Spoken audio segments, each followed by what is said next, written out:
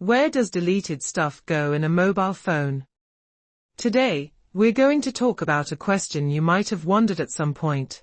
When we delete something from our phone, where does it actually go? Let's understand the story behind it, in simple words. Show someone deleting a photo on their phone. Imagine you deleted a photo from your phone. You might think it's gone forever, right? Well, not always.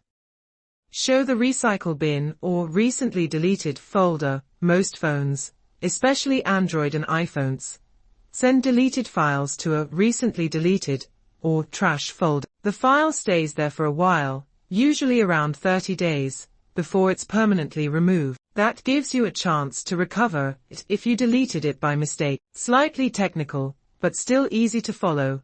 But what if you delete it from there too? Well, think of it like this. The file is now invisible. Yes. The phone marks that space as empty, but the data still remains there for some time, until something new takes its place. Mention data recovery apps or hacking.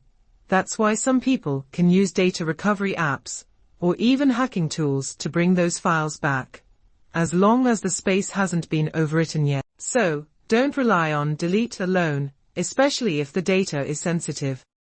So, next time you delete something, remember, it doesn't disappear instantly. Mobile data is more like out of sight, not completely gone. Stay safe, take care of your phone, and treat your privacy seriously.